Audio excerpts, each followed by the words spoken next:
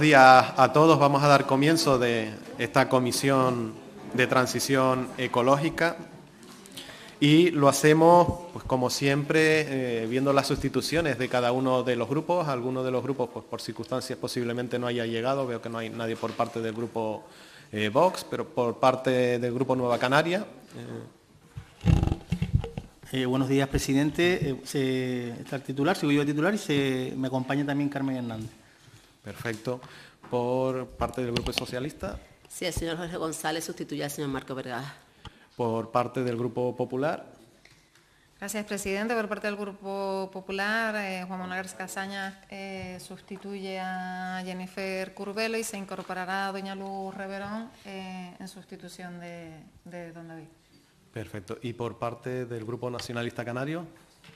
Gracias, señor presidente. Jonathan Martí Fumero sustituye a José Miguel Barragán, Cristina Calero a Javier Pérez Llama y Socorro Beato, que se incorporará en breve, a David Toledo.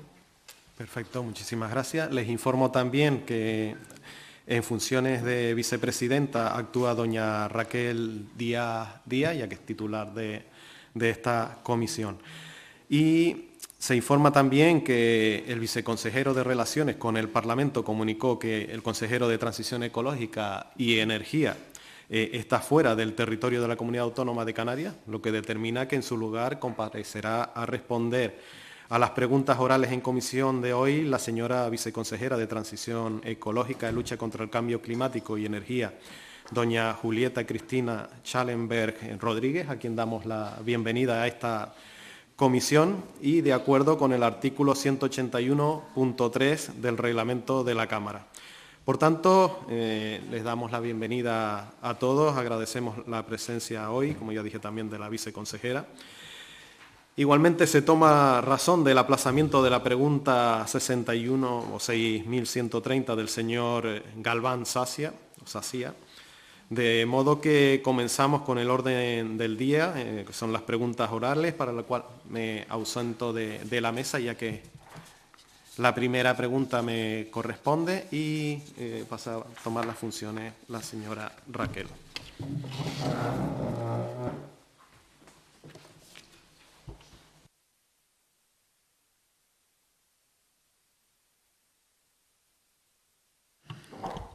Bueno, pues continuando con el orden del día, interviene, como bien adelantado, el señor diputado Jesús Ramón Ramos Chinea, del Grupo Parlamentario Asociación Socialista Gomera, sobre las medidas contempladas para hacer de La Gomera una isla sostenible, dirigida en este caso a la señora viceconsejera de Transición Ecológica, Lucha contra el Cambio Climático y Energía. Tiene la palabra, diputado.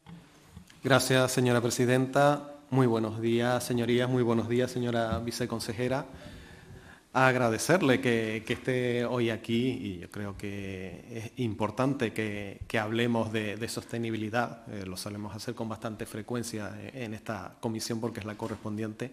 Y hoy le traigo una pregunta concreta de una isla, pero que bien puede ser el camino para caminar hacia una comunidad autónoma mucho más sostenible y pues mucho más verde. Y sobre todo también pues mucho más justa para todos y cada uno de los canarios.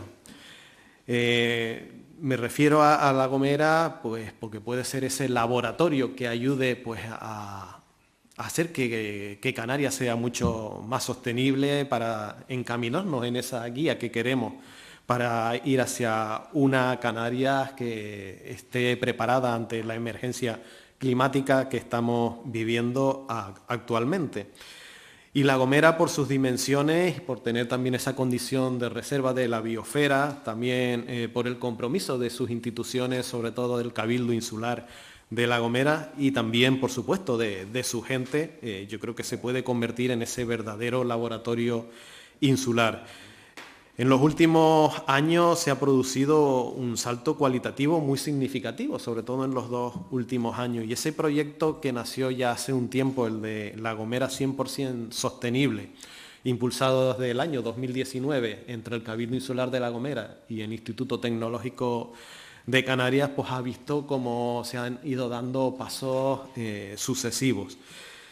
Hoy en día podemos ver que ha dejado de ser una declaración de intenciones y tenemos una realidad medible. Tenemos 5 parques eólicos en funcionamiento capaces de producir 12 megavatios, que está por encima del consumo en hora punta que puede tener la isla.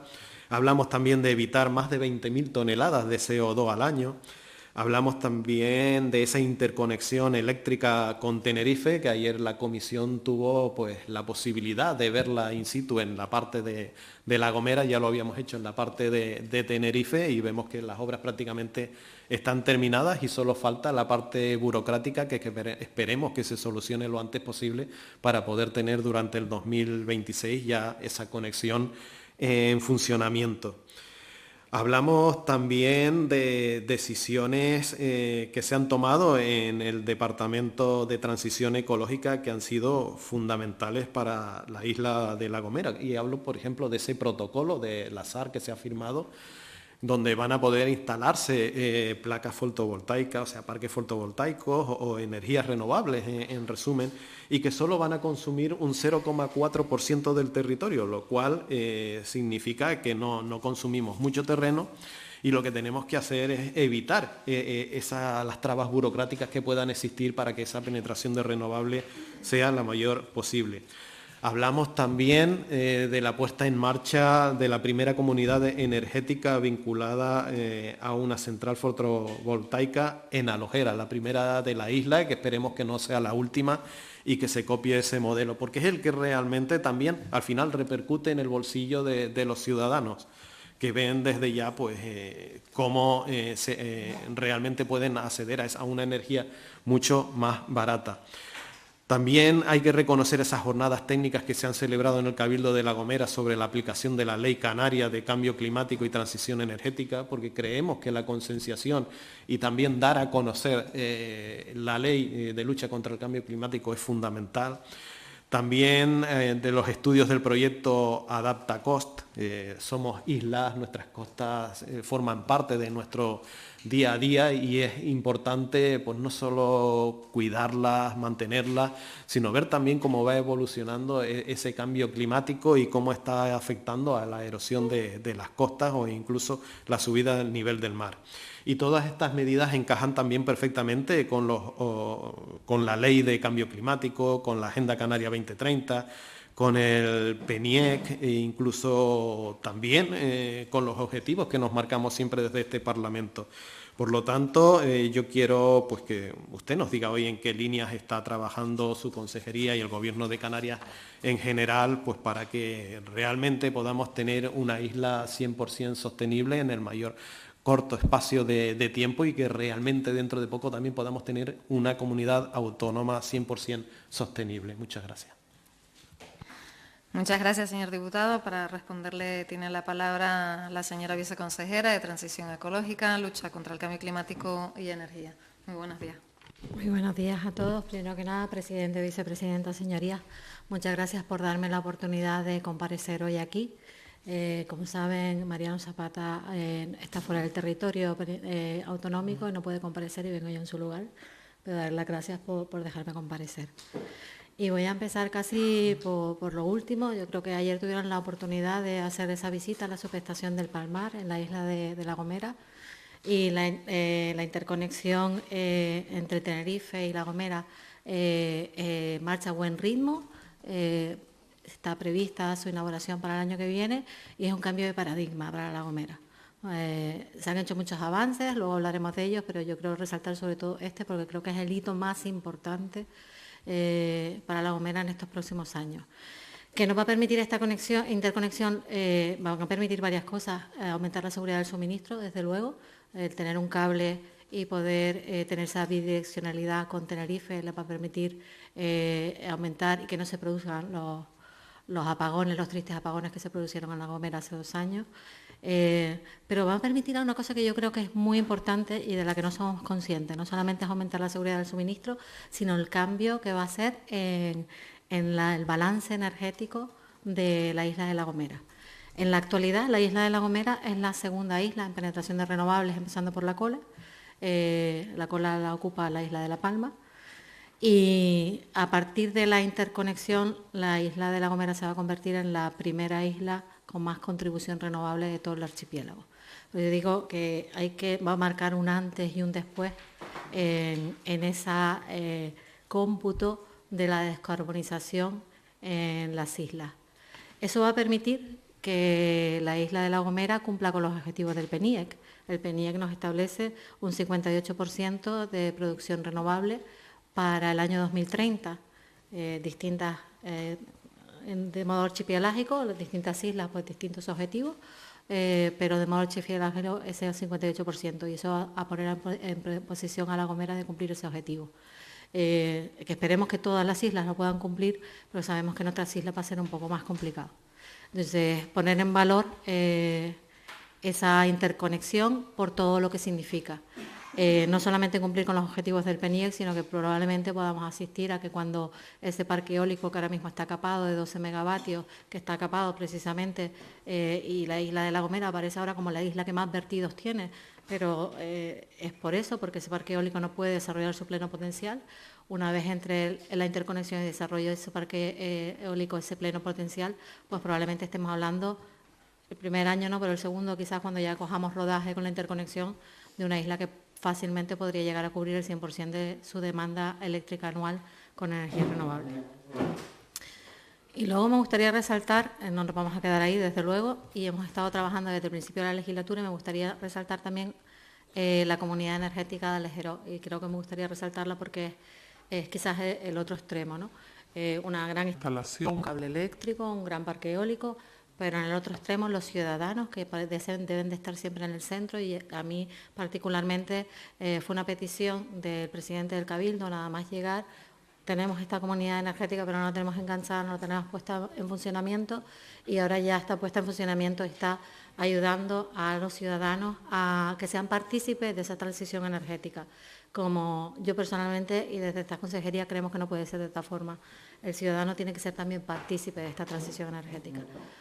Los ciudadanos de La Gomera, participantes en esta comunidad, pues pueden recibir unos beneficios económicos, no solamente medioambientales, de su participación en la comunidad energética. Y yendo ya a los últimos coletazos, porque veo que el tiempo corre deprisa, también se han implementado varios proyectos de energía solar fotovoltaica, 2 en la autoridad portuaria, en Valle Gran Rey, en el campo de fútbol del Migua y otros proyectos de autoconsumo. Y luego me gustaría también resaltar una parte que yo creo que es muy importante para todas las islas y también para La Gomera, por primera vez esa contribución en suelos antropizados de la energía solar fotovoltaica a partir de la convocatoria que sacamos de fondos Next Generation. La Gomera tiene varios proyectos en suelos antropizados y esto es muy importante para toda Canarias, más de 100 millones de euros en instalaciones fotovoltaicas en suelos antropizados, eso quiere decir sin consumir suelo adicional. Y luego uno de los proyectos que para mí es estrella, porque lo llevo personalmente, que son las zonas de aceleración de renovables. Es la segunda isla con la que hemos firmado y espero que podamos firmar a lo largo de este año, principio del año que viene, con todo el resto de las islas, porque al final nos están ordenando por primera vez dónde vamos a poner las energías renovables en nuestras islas. Yo creo que es de máxima importancia que tengamos una planificación territorial de las energías renovables. No se ha conseguido hasta la fecha y yo creo que esta es la gran oportunidad de que tengamos esa planificación en Canarias. Muchas gracias, viceconsejera. Pasamos, siguiendo el orden del día, al siguiente punto, que es la pregunta del señor diputado, don Jones Caraballo Medina, del Grupo Parlamentario Nueva Canarias, bloque canarista, sobre la valoración del impacto medioambiental debido a la instalación de la antena en pleno suelo volcánico y paraje natural protegido de la Jeria, justamente en la localidad de Mazdache, en Lanzarote, dirigida en este caso a la señora viceconsejera. Diputado. Gracias, presidenta. Buenos días, viceconsejera. Bueno, nosotros queremos transmitir desde nuestro grupo la preocupación que existe en la localidad de Mazdache. Mazdache es una localidad pequeñita de Lanzarote, de unos 350, 400 residentes, pero bueno, no deja de ser importante, por muy pequeñita que sea, que la importancia que tiene es la localización geográfica donde se encuentra esta localidad conejera, que está justamente en el paraje natural, en el medio del paraje natural de la Jeria. Nos preocupa, sobre todo, cómo se han hecho las cosas en cuestión de esta infraestructura. Es verdad que tenían problemas de cobertura. Hace unos años se transmitió esa demanda al Ayuntamiento de Tías, y el Ayuntamiento de Tías, pues bueno, pues junto con el Cabildo, pues han sido opacos totalmente la información a los vecinos, es lo que nos transmite en la plataforma hace una semana que nos reunimos con ellos, en cuestión de los informes, sobre todo también por parte de la Consejería de Transición Energética y Ecológica, de impacto medioambiental y de sostenibilidad, porque es verdad que es una antena que no es ni de 5, ni 10, 15, sino de hasta 25 metros, que está justamente pues, en medio del paraje de la Jeria, que está causando también incertidumbre a los vecinos, ya no solo por el impacto que puede tener paisajístico, también que puede afectar también al desarrollo local, económico, en los alrededores de la localidad de Mazdalle, donde, no sé si usted sabe, pues hay bastantes bodegas también y pasan por allí también muchos turistas y residentes. Además, también por cuestiones de salud, porque no saben en qué condiciones también pues va a condicionar esto en la salud de los vecinos de Mazdalle, pero sobre todo lo que ellos demandan es claridad y transparencia a la hora de cómo se ha hecho esto, ¿no? Además, yo me enteré que por lo visto es una empresa americana la que tiene la concesión de esta antena para estar explotándola durante 20 años. Me parece una barbaridad, ¿no? Con los aranceles que nos pone Trump y nosotros dándole los terrenos nuestros. Es verdad que es una responsabilidad más propia del Ayuntamiento de Tías y el Cabildo de Lanzarote, pero claro, nosotros también al ver pues como dije antes, la opacidad que hay en la información, tanto del Ayuntamiento de Tías como del Cabildo de Lanzarote, pues por eso hoy estamos aquí para poder pedirle también a ustedes y agradecer la información que nos puedan transmitir, más que nada para que los vecinos sepan con realidad y claridad qué es lo que ha pasado o cómo se ha hecho este expediente para que se ponga una infraestructura que en Lanzarote estamos siempre los políticos sacando pecho de que hay que ser una isla sostenible, que tenemos que proteger a nuestro entorno y luego somos capaces de hacer una cosa como esta que no tiene ni pie ni cabeza en medio del paraje de la Jeria, ¿no? Ellos también ofrecen alternativas, como puede ser, por ejemplo, pues una antena que, por lo visto también, la capacidad de cobertura que va a tener es un radio de 20 kilómetros, o sea, eso ya no es para darle cobertura a la gente de Mazdalle, sino además a la gente de Uga, a la gente de Teguise, o sea, que es una bastante cobertura.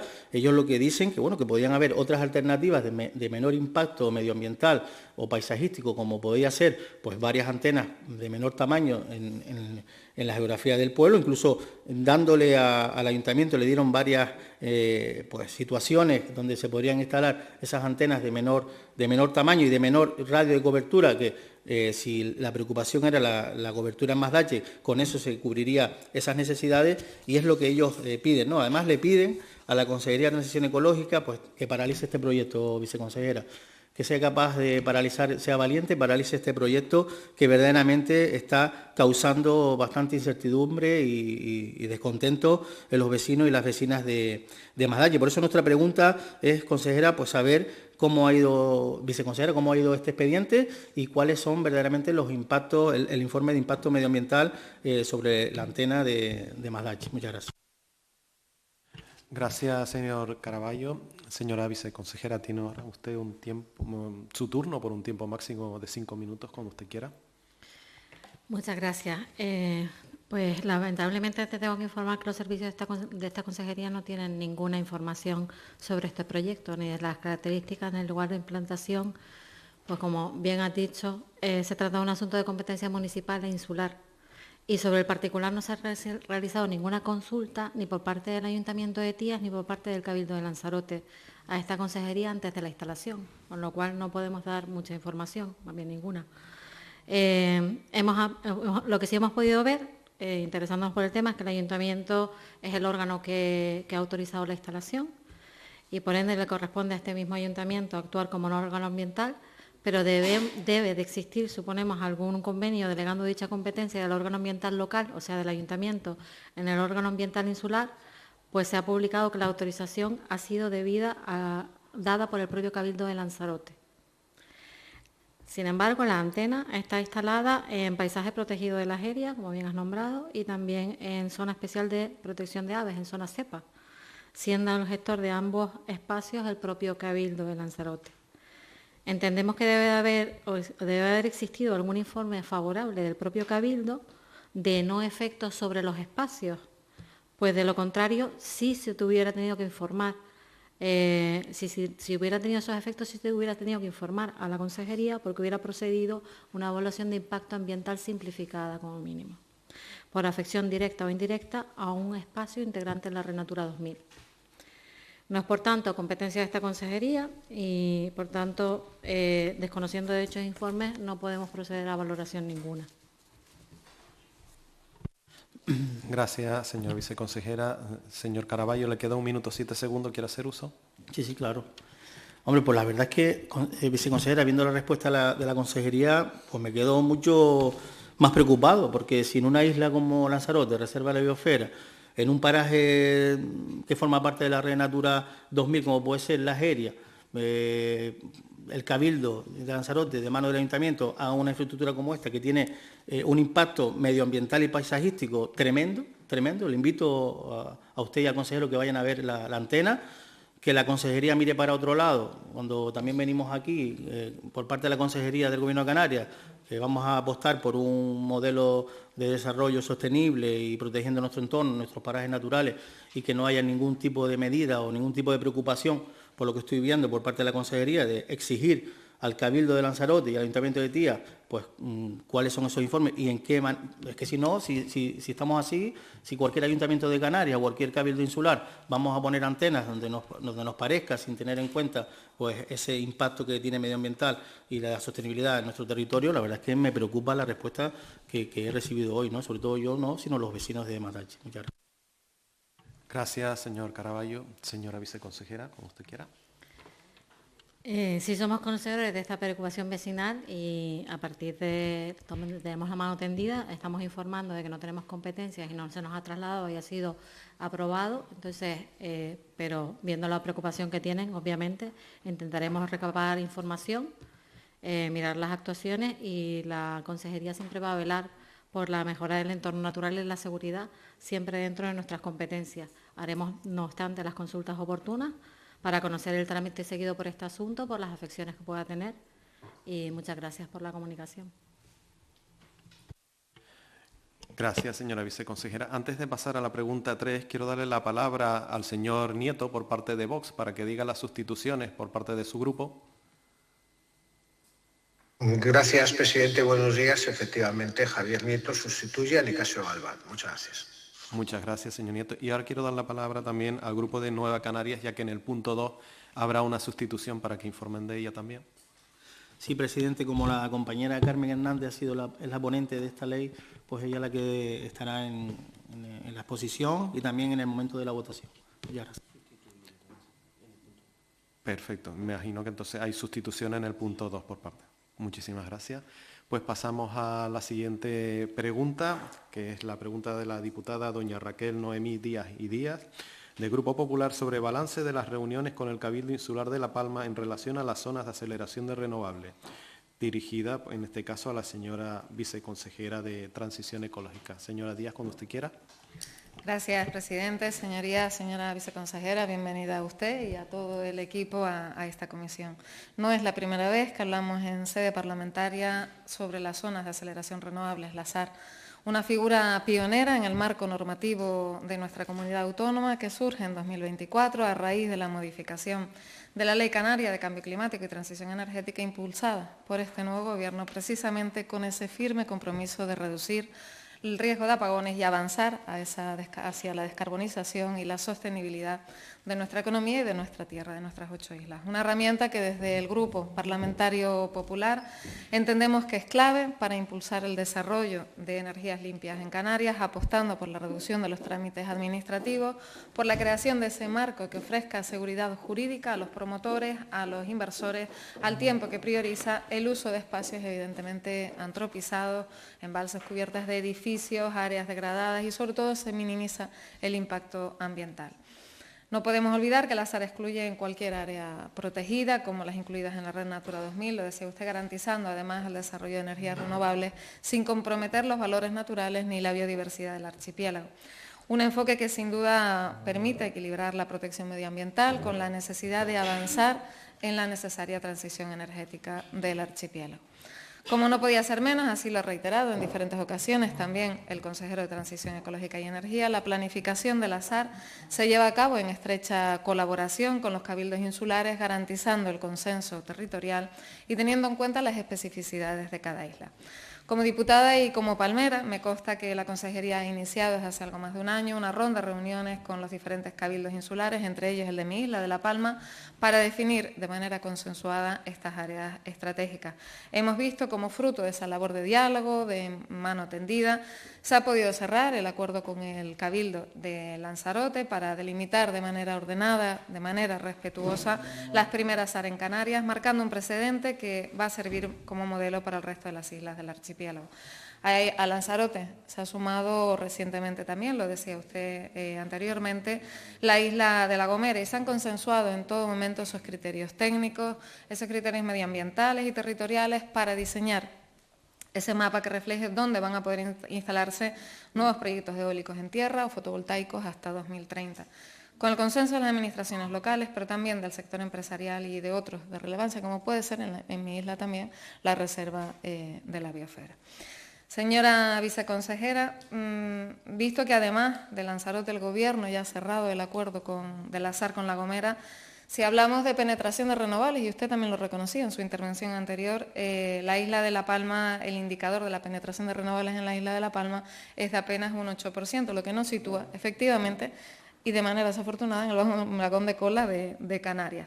Y de ahí el motivo de esta pregunta, en la que le agradecería que diera cuenta de todas las gestiones que se han realizado hasta el momento con el Cabildo Insular de La Palma para revertir esta situación, para sentar esas bases sólidas y avanzar de manera más ágil en el modelo energético que demanda una isla como la nuestra y, por extensión, la emergencia climática y energética que vive Canarias.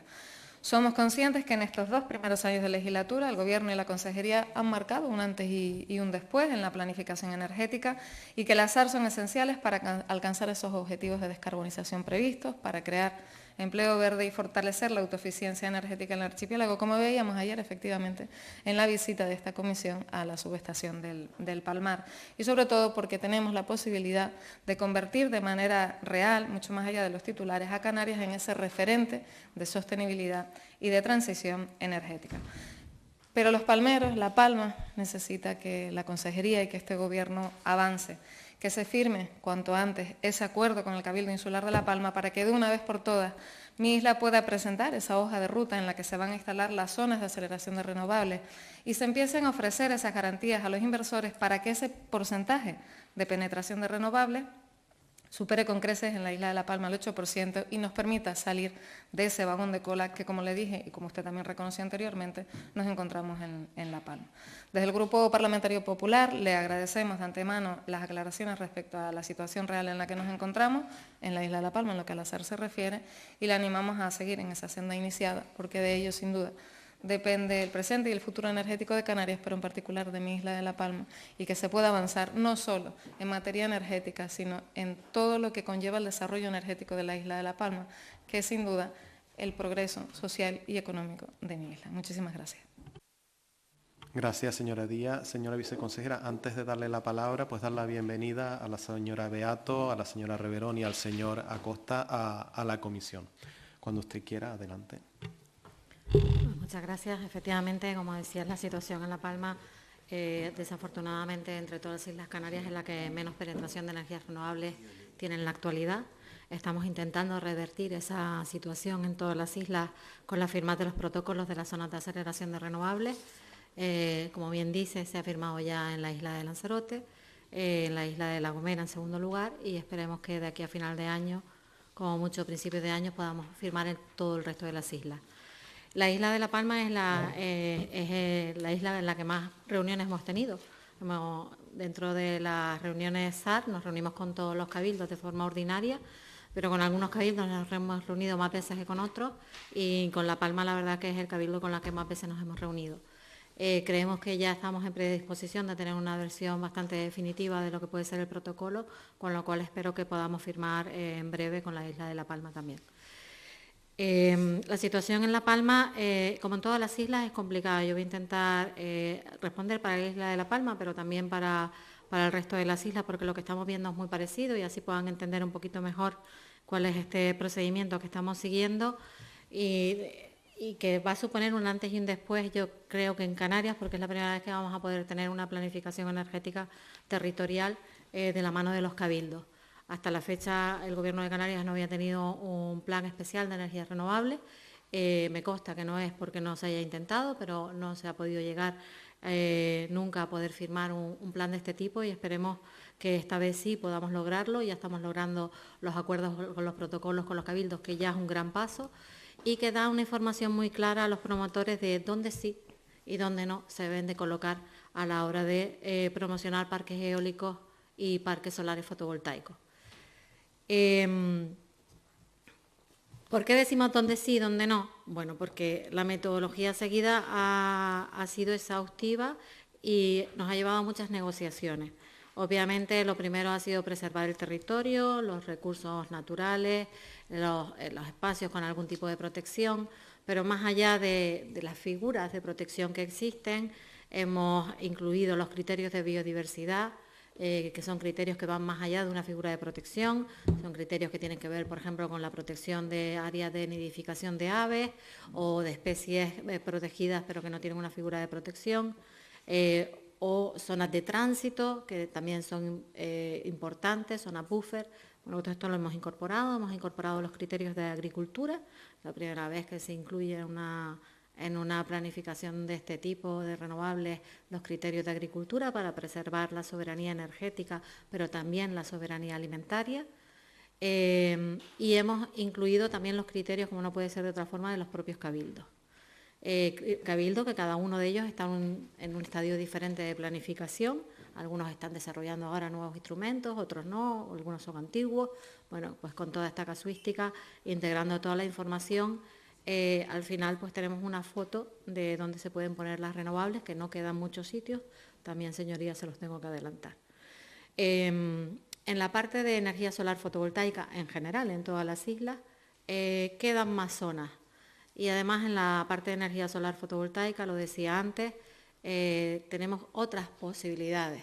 Y de hecho durante esta legislatura, igual que se empezó ya en años anteriores, se ha promocionado mucho la fotovoltaica en cubiertas y en este año, en esta legislatura en concreto y a partir de este año, en las zonas antropizadas se ha dado por primera vez no solamente para cubiertas, sino para zonas en las cuales antropizadas son donde no ocupa suelo adicional, parkings de coches, depósitos, pérgolas fotovoltaicas.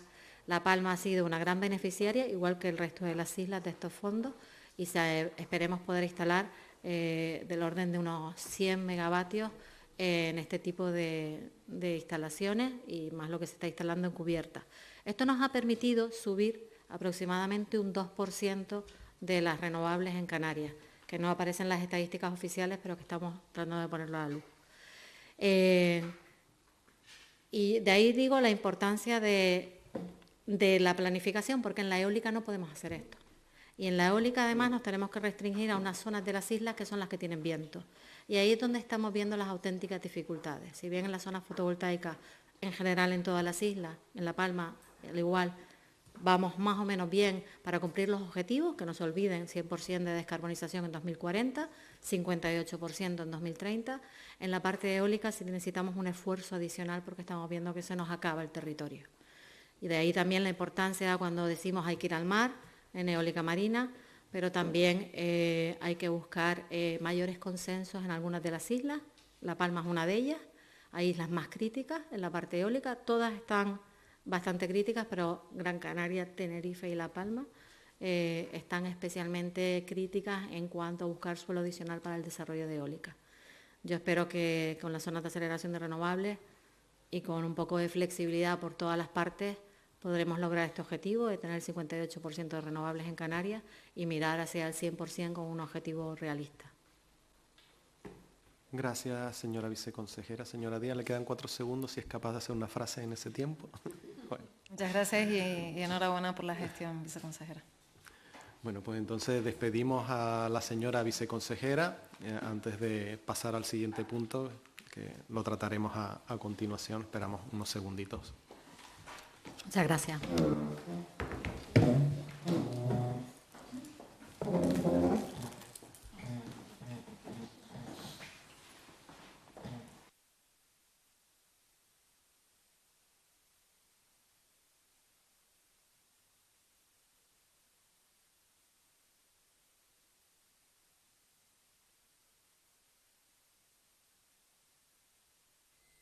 Empezamos el punto 2 teniendo en cuenta pues, las sustituciones anteriormente anunciadas en esta sesión y en particular pues, que en el caso del Grupo Nueva Canarias se produce la sustitución de su titular, don Joné Caraballo, por doña Carmen Hernández, que será quien tenga derecho a voto exclusivamente en este punto número 2. Y ahora comenzamos según el guión distribuido con el primer turno de los grupos parlamentarios pues para retirar alguna enmienda, sumarse a una transaccional alcanzada, advertir errores o proponer alguna nueva enmienda in voce, y todo pues por un tiempo máximo de 2 minutos. Y le doy la palabra pues a la señora Évora Soto, que presentará las enmiendas in voce.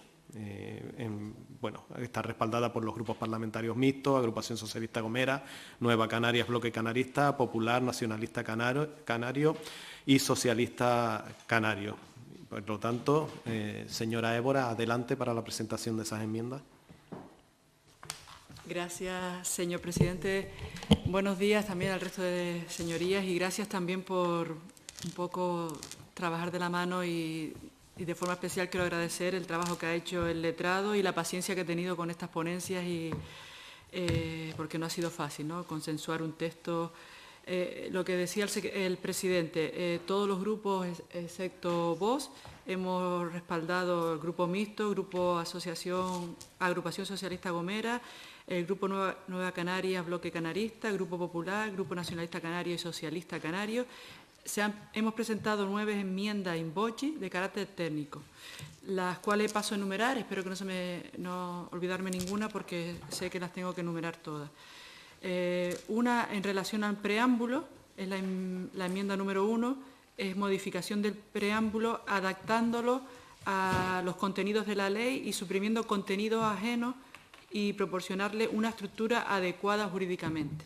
Después se presentan 8 enmiendas más que viene en base al último informe del Consejo Consultivo de Canarias que se dictaminó y que lo tenemos todo y de ahí surgen las siguientes enmiendas, que es la enmienda in voce número 2, que es de supresión, donde en el apartado 2, es decir, se suprime, se elimina el párrafo segundo del apartado de control para suprimir, que viene en el artículo 8, es decir, en el artículo 8 se suprime el apartado 2. Eso viene del Consejo Consultivo. Otra enmienda, la número 3, que es de adicción, que también donde aparece una nueva disposición derogativa única como consecuencia de lo que nos advierte también el dictamen del Consejo Consultivo de Canarias. Después aparece finalmente el Consejo Consultivo también nos hace nos enumera que hay que sustituir la parte del alborado singular que nosotros hemos propuesto por alborado de especial protección, ya que esto viene reflejado en la normativa estatal como obligatorio cumplimiento y se sustituye. Entonces, de ahí surge la enmienda in voce número 4, que es la modificación del artículo número 7 bis. Esta modificación, como viene dicho, ya aparece regulado por la normativa estatal y para no haber contradicción, incluso entraba en arbolado de manera particular, pues se ha sustituido donde aparecía la palabra especie, arbolado singular, especie, arbolado de especial protección. En base a esa enmienda, número 4, pues hay que empezar a sustituir esa palabra en el resto de títulos que aparecen y de esas surgen las siguientes enmiendas, que es la enmienda in voce número 5, donde se modifica el título 2 bis, la enmienda in voce número 6, donde se modifica el título de la ley, la enmienda número 7, donde también se modifica el artículo número 1, la enmienda número 8, donde se modifica el artículo 2 y el apartado 1, y la enmienda número 9, donde se modifica el artículo 3 del apartado 3. Es decir, en todas esas últimas que he nombrado se sustituye arbolado singular por arbolado de especial protección. Y después también he hablado con el resto de los grupos la enmienda número 8, número 16 y número 17, que fue presentada al inicio de esta ley por el Grupo Socialista, el Grupo Nacionalista Canario, el Grupo de Nueva Canaria, Bloque Canarista y la Agrupación Socialista Gomera, el Grupo Mixto, queda retirada por consenso, ya la retiramos también de este debate. Creo que no se me escapa nada más, sino que me diga el letrado. Gracias, señora Évora. Quiero darle la palabra también ahora a la señora Van Ostende, que tiene enmiendas vivas, por si quiere retirarlas o matizar alguna cuestión. Muchas gracias, señor presidente. Efectivamente tenemos las enmiendas vivas in voce, la P5, la P6, la P7, la P8, la P9, la P11, la P12 y la P24, en la que queda integrada la P13, ¿vale? O sea que son varias.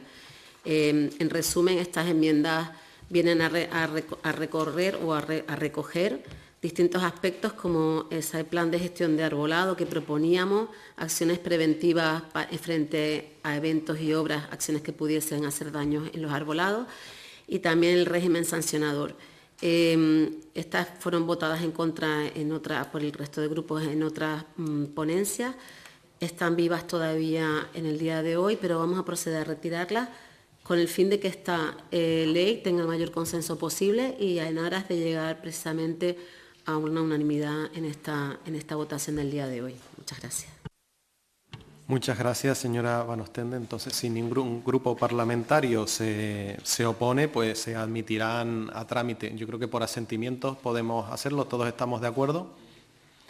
Perfecto. Entonces, todas las enmiendas se incorporan como anexos al acta. Pues se incorporan todas las enmiendas presentadas, tanto en la ponencia con su listado en el anexo 1 y las enmiendas in voce presentadas en esta sesión que están en el anexo 2.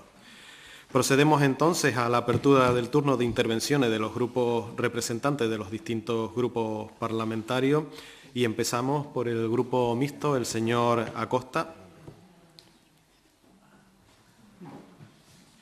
Gracias, presidente. Buenos días, señorías. Gracias también a la señora Soto por haber expuesto las enmiendas que hemos presentado y que entendemos que lo que hacen es mejorar un proyecto de ley que viene aquí gracias a que tenemos una democracia que permite la iniciativa legislativa popular y nos traen textos como el que han traído. Y esta iniciativa, a pesar de que tenemos que tenerla en mayor consideración, puesto que efectivamente viene del pueblo, de que hay gente que de forma desinteresada la han traído, han dejado su tiempo libre para dedicarlo a esta iniciativa, a recoger firmas, a explicarla, a redactarla, a consensuarla con los diferentes colectivos. Es una norma que luego técnicamente adolecía de cuestiones que había que revisar y mejorar. Y eso es lo que creo que precisamente hemos intentado entre todos los grupos a la hora de estar trabajando sobre esta norma, especialmente en materia de ponencia. Es verdad que también es una norma muy complicada porque son 88 municipios en Canarias con 88 realidades donde hay municipios que no tienen jardineros y hay municipios que tienen ingenieros agrónomos, que tienen viveros. Entonces, aplicar esta norma con el mismo rasero para los 88 municipios hubiera supuesto pues, que sin lugar a dudas pues muchos hubieran quedado por el camino o ante una tala de un árbol, ante un riesgo de caída, pues prácticamente hubieran quedado inoperativos ante el riesgo que ello supone para instalaciones, personas o bienes de terceros. Por eso creo que hemos hecho un esfuerzo entre todos de consensuar enmiendas, de adecuar a la realidad municipal de cada uno de los municipios esta norma. Es verdad que no es una norma que todos podamos estar contentos con ella, el principio favorable era el que nos inspiraba, pero sin duda la aplicación de ciertas medidas o solo dictaminar qué tipo de tala se considera que se puede realizar ante un suceso u otro, pues generaba muchas contradicciones o muchas lagunas, sobre todo porque hasta los tipos de tala no teníamos una orientación normativa a la que poder regirnos. Teníamos códigos de buenas prácticas, teníamos manuales, pero ninguno podíamos hacer una remisión expresa desde esta ley a esos códigos. Además que cada especie arbórea pues lleva un tipo de tala diferente. Por lo tanto, esto también complicaba aún más, si cabe, el poder hacer remisiones de buenas prácticas en materia de tala, por ejemplo, a los trabajadores municipales. Ante eso creo que hemos intentado ser consecuentes, hemos intentado poner enmiendas que precisamente ayuden a los técnicos municipales a saber quién tiene la competencia para poder dirimir hasta qué punto se puede llegar y también no intentar frenar la actuación municipal en esta materia. Y luego cosas tan básicas como tener un catálogo municipal que esté informado, saber bajo qué número de especies está actuando cada municipio y, sobre todo, haber llegado a un consenso donde si había una necesidad de tala, tener que duplicar luego la replantación, pues eso sin duda va en favor Arboris y redunda precisamente en que tampoco los municipios queden imposibilitados de realizar una tala si fuera estrictamente necesaria, llegando a veces a los ridículos de estar ante una obra pública de interés general y que esa obra pública, por ejemplo, en un colegio no se pueda ejecutar porque hay un árbol en medio y que no se pueda modificar el trazado de esa obra con proyecto y con visado.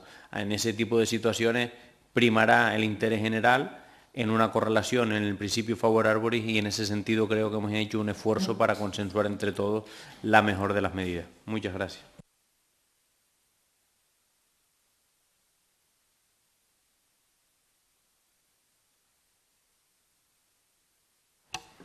Muchas gracias, señora Costa Armas. Interviene a continuación el diputado de la agrupación socialista Gomera, el señor Ramos Chinea, por un tiempo máximo de 5 minutos. Muchas gracias, señora presidenta. Bueno, yo quiero empezar pues dando las gracias sobre todo a todos los grupos, a los ponentes que participamos de esas ponencias, sobre todo porque fue una ley que vino de la iniciativa popular y que por tanto siempre se tienen que tener en cuenta. Y yo creo que todos tuvimos siempre en cuenta esa idea, teníamos claro de dónde venía esta ley. Y yo creo que de ahí que se trabajara tanto en esta ley, se intentara pues ese texto que entró a este Parlamento, ese anteproyecto que no tenía pues mucho formato de ley, lo trabajásemos hasta que hemos obtenido este resultado final y yo creo que ha sido labor de todos y cada uno de los grupos, porque en todo ese momento, en todas esas ponencias, yo creo que el diálogo constructivo formó parte de ellas y creo que gracias a ese consenso y en el que todos los grupos fuimos capaces de ceder, porque teníamos una idea clara, hemos conseguido pues hoy traer este texto aquí y aprobarlo. Sin duda, yo creo que hubiese sido imposible sacar un texto sin la ayuda del letrado, sin Fran, yo creo que hubiese sido imposible elaborar este texto final que hemos conseguido, pues gracias no solo a su asesoramiento, sino muchas veces ayudándonos incluso a redactar esas enmiendas, pues hemos sido capaces entre todos de tener el texto que tenemos ahora mismo. También, por supuesto, yo creo que es de agradecer al consultivo, ya que tuvimos también que remitirles de nuevo la ley, porque hubo que modificarla tanto que necesitábamos pues esa supervisión y de alguna manera pues esas ideas que podían aportarnos todavía aún más desde el consultivo para enriquecer aún más el texto. Creo que si tenemos que describir qué hemos intentado conseguir con esta ley, yo creo que es equilibrio. Yo creo que esa es la palabra, el equilibrio entre muchísimos aspectos. Seguridad ciudadana, seguridad también de infraestructuras y de obras, seguridad del progreso también de los diferentes municipios, de ahí que hemos intentado adaptar la normativa también a las especificidades que tiene cada uno de los municipios y sobre todo también ese impulso a la creación de refugios climáticos, sobre todo aquellos que están formados por parques, por árboles, que es fundamental pues, para de alguna manera mitigar los efectos que estamos sufriendo por parte del cambio climático. También es importante resaltar que en ese equilibrio que no podemos retrasar el progreso. En este sentido no podemos estar limitando el crecimiento tampoco de algunas regiones, de algunos municipios donde es necesario ese progreso pues, para anclar población, como ocurre obviamente en las zonas rurales de nuestras islas, sobre todo en las zonas de medianía, donde tiene que existir ese equilibrio entre la sostenibilidad y el crecimiento demográfico.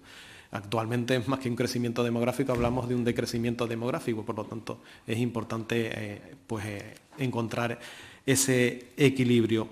Y por parte de mi grupo, pues nada más, darle las gracias a todos, que yo creo que también una especial mención a la señora Van Ostende, porque fue capaz de ceder pues para llegar también a obtener la aprobación hoy de esta ley. Obviamente agradecerle sus enmiendas, porque aunque algunas no se hayan aprobado, yo creo que el espíritu lo compartíamos todos, y hemos sido capaces pues de transformarlas también, esas enmiendas, y yo creo que al final si nos tenemos que quedar con algo es que no son enmiendas de uno o de otro grupo, son las enmiendas de todos los que formamos parte de este Parlamento, y yo creo que este puede ser un ejemplo de cómo se elaboran leyes que deberíamos tener en cuenta cuando estamos elaborando otras leyes, porque aquí si algo ha primado obviamente ha sido el consenso y la participación de todos. Muchísimas gracias.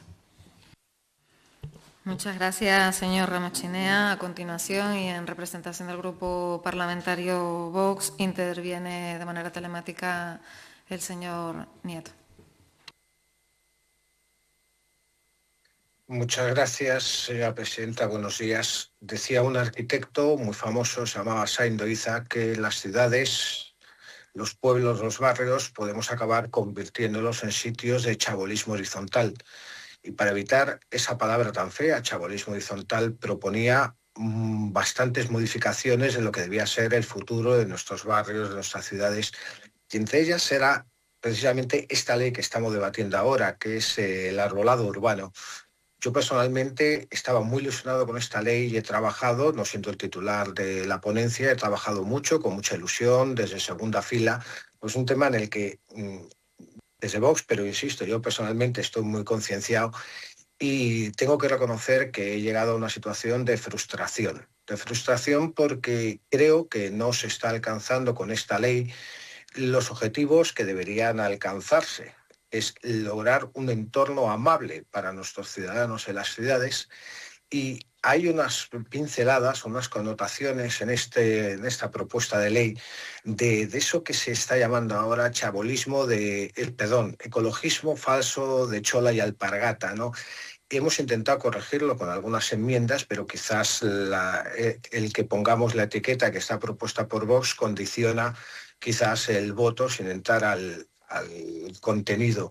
En el artículo 3 se dice que 1/3 del árbol debe mantenerse, no debe entrar en poda. Se está metiendo en esta ley algunas sujeciones y algunos detalles que exceden lo que es la competencia legislativa. Debería ser un asunto técnico y nos parece que está ya saliendo viciada esta ley desde el comienzo. Por eso he hablado de la palabra frustración, porque auguramos de que este consenso, que ha sido necesario, que es muy bueno, que da muy buena imagen y muy buena sensación a nuestros conciudadanos, quizás lo que ha logrado es condicionar y limitar lo que debía ser una ley más amplia y lograr ese entorno armonioso, la integración en nuestros barrios de la armonía y una cosa buena, ¿no? También nos parece desde Vox que está haciendo una intromisión inadecuada en lo que es en la esfera de los suelos privados.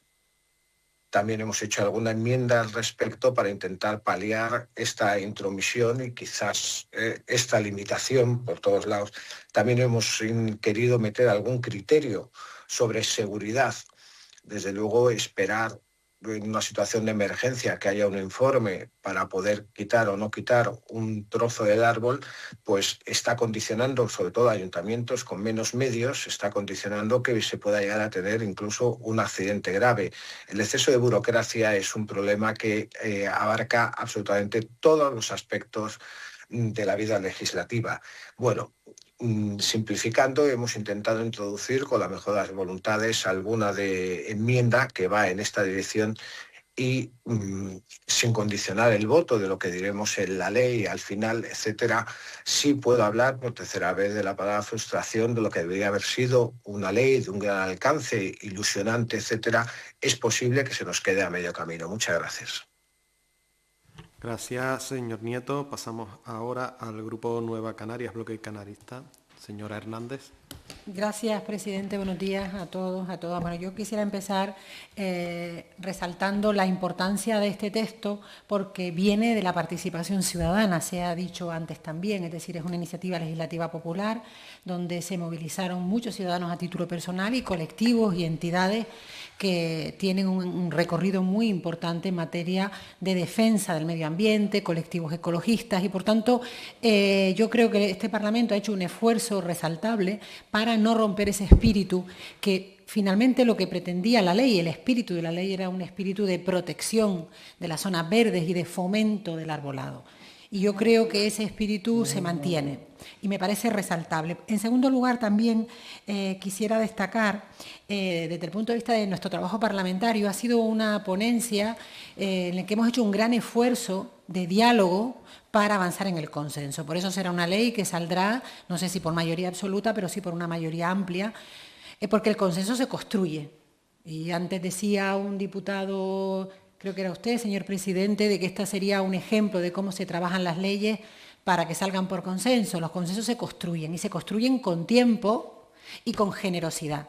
Por tanto, creo que efectivamente es una ley ejemplar para que cuando el Gobierno impulsa leyes venga a las ponencias no ya con la tarea hecha o lo tomas o lo dejas, sino que venga con ganas de que realmente podamos dialogar y avanzar en el consenso, porque si le dedicamos tiempo, generosidad y aparcamos intereses partidarios, es más fácil alcanzar ese consenso. También hemos tenido que ser muy... nos ha frenado también el ritmo el que hemos querido contar con la FECAN, con los ayuntamientos, porque no queríamos imponer una ley, o imponer, eso, el término suena fuerte, pero sí aprobar una ley desde este Parlamento de espaldas de quienes luego la van a tener que aplicar, reconociendo las singularidades de un territorio donde tenemos 88 ayuntamientos, cada uno con sus peculiaridades, con sus capacidades, y donde teníamos claro que no podemos pedirle lo mismo a un ayuntamiento de gran población que tiene infraestructuras, oficinas técnicas y personal para esta tarea, que un ayuntamiento pequeño que no tiene o que no dispone de ese personal, y ahí entraba el papel de los cabildos. Luego, sin duda, para trabajar este texto, que ha tenido cierta complejidad desde el punto de vista técnico, porque creo que nos hemos esforzado para que esto no fuera un papel mojado, sino que fuese una ley aplicable, hemos contado ahí con la ayuda, yo creo que imprescindible, del letrado, que nos ha aportado mucha luz en aspectos técnicos jurídicos para que este sea un texto riguroso. Hombre, yo he estado pensando estos días, digo, hombre, sería maravilloso que Vox se sumara a esta ley, porque esta ley reconoce el cambio climático y que aparcara ya ese negacionismo ideológico, partidario, que tiene que ver con su modelo de sociedad, y reconociera que los árboles, las zonas verdes, son fundamentales para luchar contra el cambio climático. Y además son fundamentales para convertir las zonas urbanas en espacios más amables, más saludables, donde se respire un aire más puro. Ya lo dice el preámbulo de la propia ley. La comunidad científica nos recuerda la urgente necesidad de acometer estrategias de lucha contra el cambio climático, porque las ciudades del siglo XXI, donde convive más del 60% de toda la población humana del planeta, es decir, el 60% de los humanos están en las ciudades, contaminando. Esto es bueno que se lo recuerden algunos que siguen insistiendo que el ser humano no contribuye a la contaminación.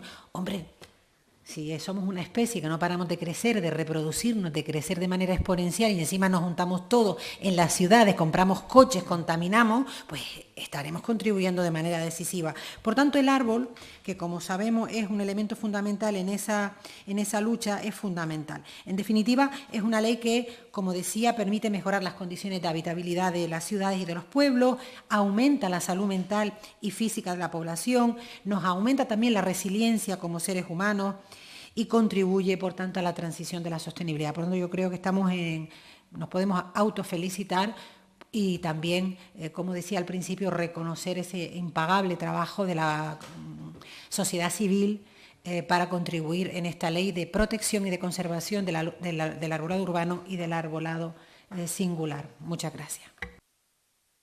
Gracias, señora Hernández. Pasamos al siguiente grupo, el Grupo Popular. Señora Díaz.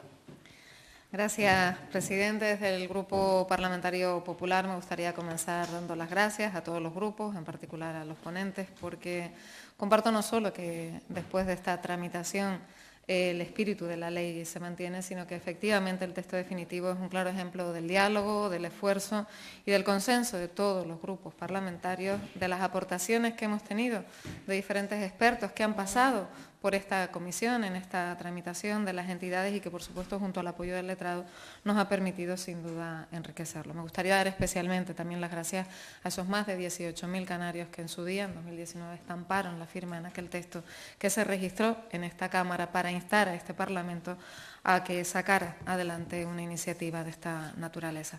Una ley que es cierto que hemos visto pues, que existe en otras comunidades autónomas, en algún país centroeuropeo, y cuyo principal objetivo es, sin duda, proteger, preservar y cuidar uno de los elementos más característicos de nuestro paisaje, de los paisajes urbanos, como son los árboles, que a fin de cuentas nos ayudan a vivir, o por lo menos a que nuestra vida sea un poquito más saludable.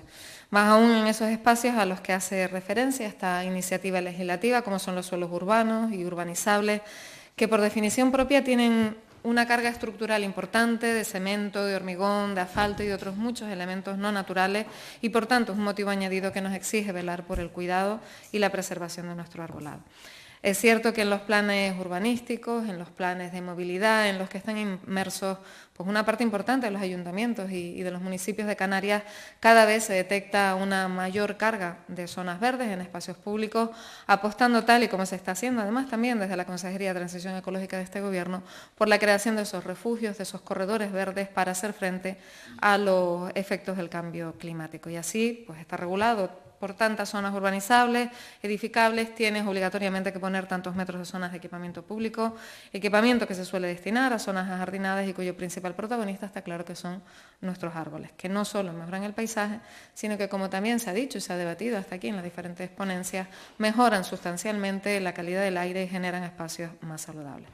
Por tanto, estamos ante uno de los elementos más importantes de estas zonas verdes ubicadas dentro de las tramas urbanas. Por norma general, creo que a día de hoy se intenta preservar, se intenta cuidar todas esas especies de árboles, es decir, por regla general, aunque siempre hay excepciones, y seguro que nos viene más de una a la mente, no vamos talando indiscriminadamente o podando de forma masiva y drástica, sino deberíamos de hacerlo en el sentido contrario, y así además nos insta esta ley. Cuando vamos a hacer algún tipo de actuación y partiendo del sentido de la práctica, como bien apuntaba el señor Acosta, debemos intentar buscar en primera instancia, pues ese traslado de ubicación, siempre que sea posible, para que una obra concreta, por ejemplo, afecte lo menos posible a estos árboles.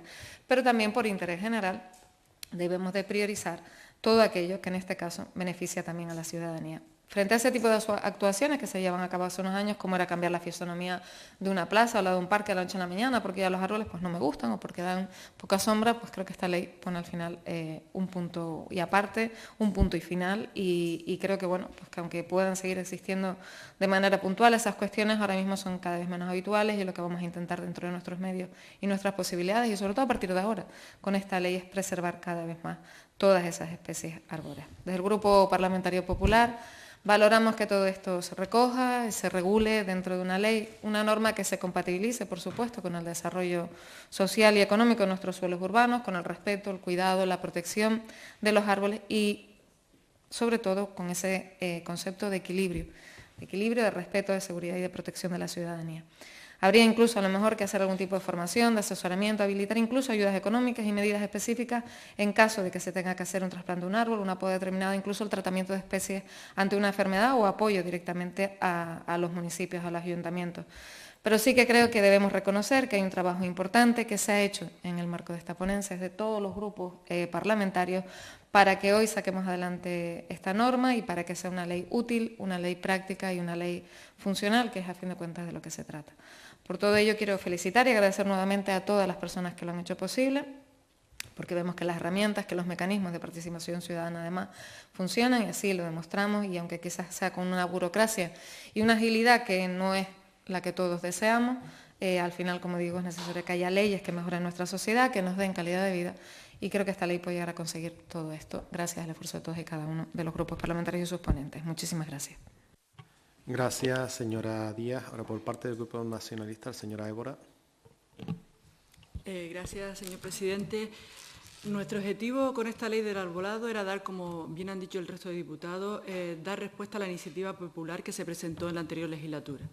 y hemos querido sacarla adelante de la manera más consensuada posible, pero sin perder de vista el objetivo de esta ley, que es proteger y la protección del arbolado de esta isla, de estas islas de Canarias, ¿no? Tal y como se indica en el preámbulo, el peso de la aplicación de esta ley recae sobre los municipios de Canarias. Por ello consideramos fundamental contar con las aportaciones de la Federación Canaria de Municipios, que ya se le ha consultado, pero que tendremos que hacerle llegar también definitivamente este texto, ¿no? Desde el Grupo Nacionalista Canario apostamos por una ley operativa que pueda aplicarse de manera sencilla, clara y realista. Y en esa línea y con la intención de atender a las capacidades de gestión de cada entidad local, que como sabemos es diferente, ya que no todos los ayuntamientos de Canarias disponen de los mismos recursos ni del mismo personal. Por ese motivo, hemos entendido y hemos recalcado en esta ley, donde más debate hemos tenido, sobre todo para evitar esa carga administrativa que puedan tener las administraciones locales y de forma especial los ayuntamientos, donde más debate se ha tenido es en la definición del personal cualificado, en el técnico competente, pero también hemos tenido debate en la tala, en la poda, donde le hemos querido dar la importancia y el realce que entendemos que tiene la tala, porque ya es la erradicación de un ejemplar y ahí sí hemos requerido ese informe técnico competente.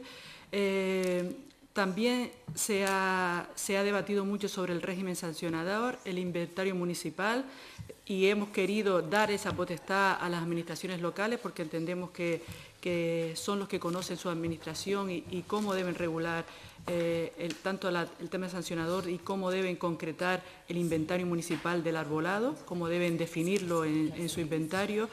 Es decir, hemos tenido bastante debate, pero yo creo que hemos conseguido un texto muy trabajado por los distintos grupos y también quiero destacar el trabajo de la portavoz del Grupo Socialista, que aunque no hayamos coincidido o hayamos corregido alguna cosa, siempre en favor de defender a sus municipios que son de distintos, ¿no? Uno con más capacidad y otros con menos.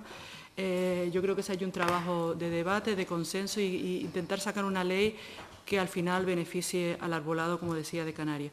En definitiva, se han ido corrigiendo todas estas propuestas que hemos dicho, todos estos interrogantes que nos surgían al principio de este debate y de las distintas ponencias, y como he dicho, que siempre ha tenido una preocupación común, que es la protección del arbolado.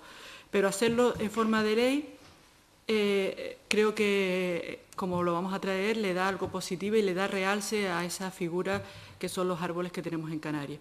Pero como queríamos evitar también una regulación excesiva y compleja para estos ayuntamientos y que esa regulación hiciera un efecto contrario, es decir, que en vez de proteger el árbol la gente le cogiera esa tirria y no tuviera ganas ni de plantar, pues la hemos consensuado para que fuera más operativa para los ayuntamientos. Yo creo que el objetivo ha sido proteger el árbol y que facilitara a las administraciones locales para que lo puedan hacer.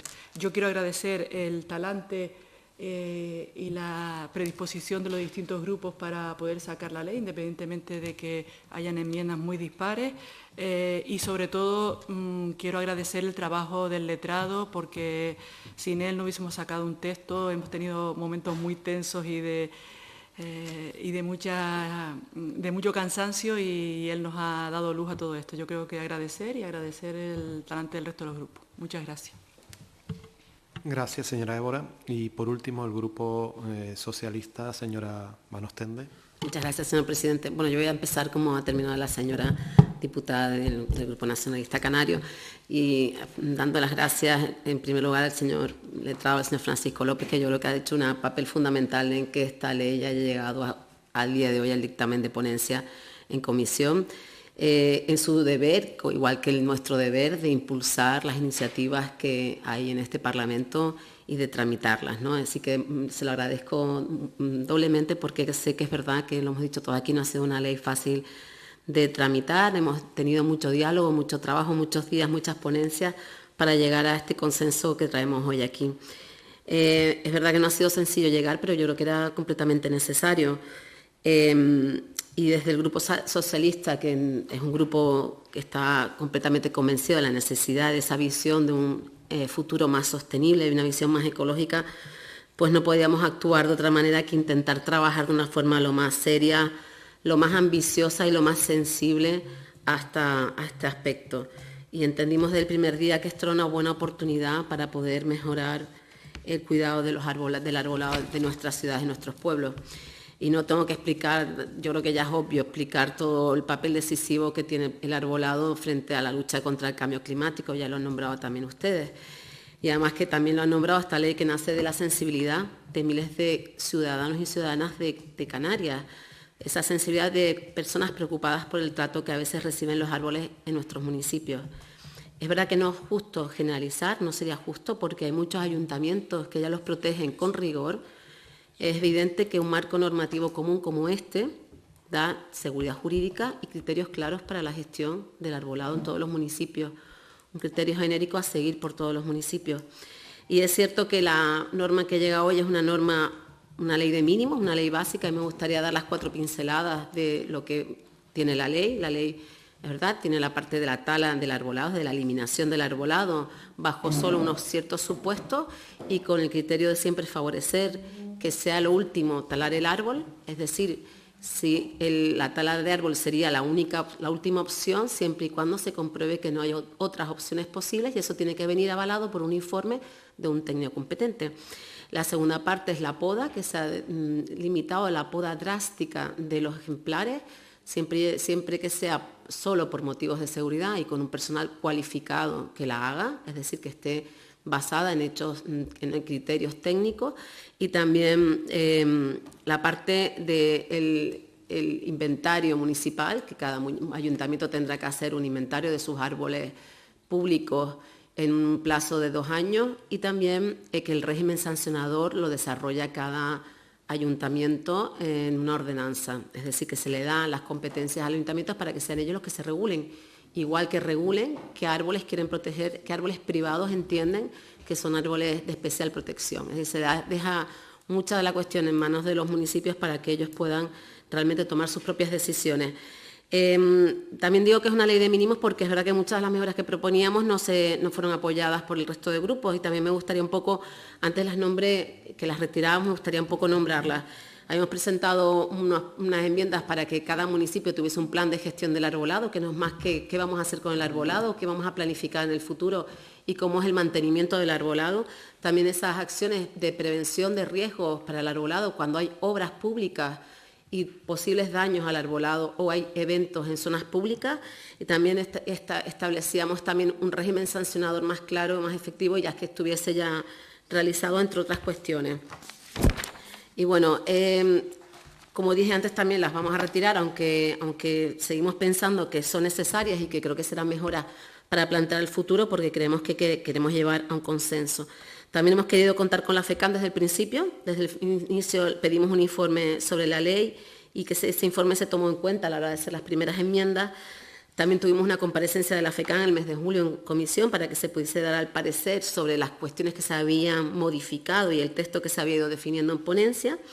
En ese sentido sí me gustaría aclarar una cuestión que se ha dicho, pero que no es exactamente así, que esta ley no obliga a los ayuntamientos a contratar a ningún personal técnico, simplemente lo que se pide es que, como dije antes, si hay una necesidad de una tala, de un abatimiento de un árbol, que haya un informe técnico que avale que se han estudiado todas las opciones posibles y que la tala era la única opción. Y estos informes, evidentemente, pueden ser también externos.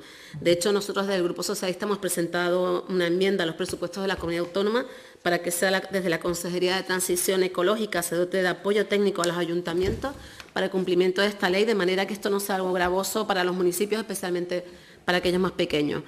Y dicho esto, también queremos tender la mano a la FECAN para que pueda dar su opinión por tercera vez sobre este texto en el proceso que nos queda de tramitación, que es antes de su aprobación en el Pleno.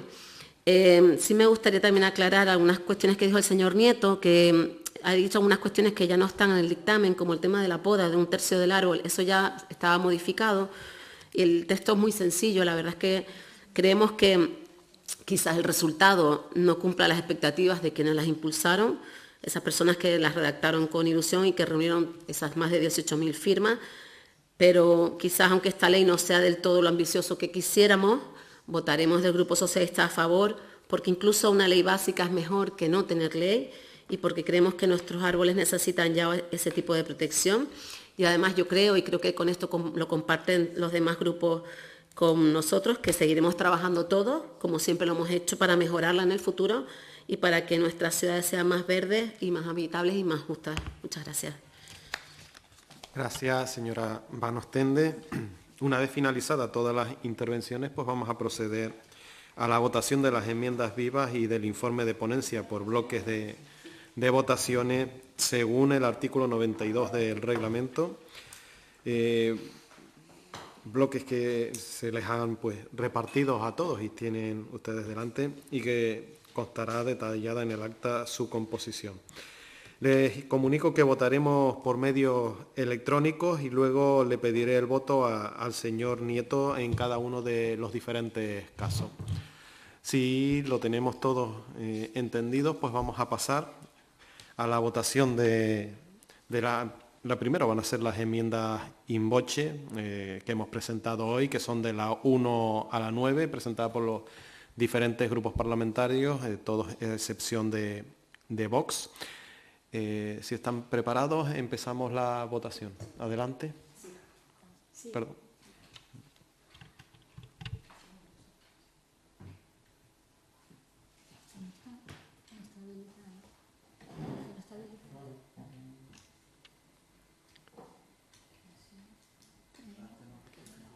Perdón.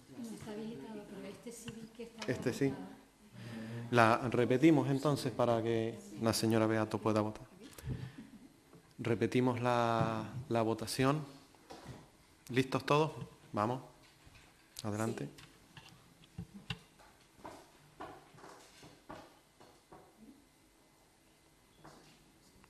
Ahora sí, bueno, y ahora le preguntaré al señor Nieto cuál es el sentido de su voto. Sí. Bueno, entonces sería este punto por unanimidad. Serían 15 votos a favor, por tanto. Pasamos al siguiente bloque, que serían las enmiendas vivas no incorporadas, llamando a votación el bloque 1, que estaría conformado por las enmiendas número 1, 2 y 5 del grupo Vox y la enmienda in voce número 21 también del grupo Vox. Adelante, votamos. No.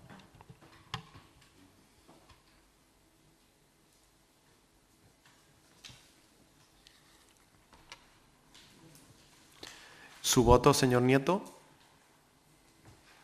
El sí. Esta quedaría rechazada con 14 votos en contra y 1 a favor. Al haber retirado pues, enmiendas anteriormente, bloque 2 y bloque 3 no habría que votarlo. Pasaríamos pues, al siguiente bloque, que los papeles que tienen delante sería el número 4. Y procedemos a la votación del informe de la ponencia en sus términos, pero incorporando los cambios que resultan de las enmiendas aprobadas en esta sesión.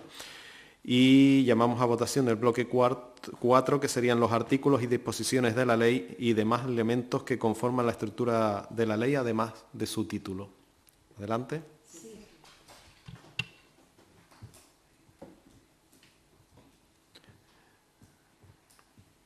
Señor Nieto. Abstención. Pues serían 14 votos a favor y 1 abstención. Aprobado también este bloque. El bloque 5 sería el preámbulo. ¿Votamos? Sí.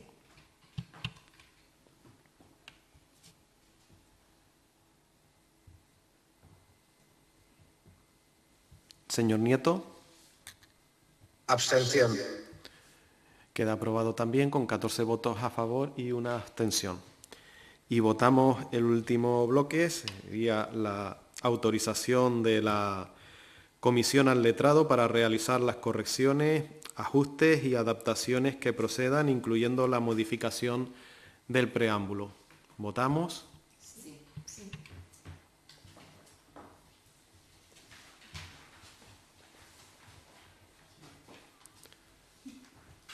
Señor Nieto. Sí. En este caso, este punto estaría aprobado por unanimidad, 15 votos a favor. Y una vez aprobado el dictamen de la Comisión sobre la proposición de ley de referencia, de acuerdo con el artículo 135 del reglamento de la Cámara, se procede su elevación al Pleno a efectos de la tramitación subsiguiente que proceda. Muchas gracias a todos y levantamos la sesión.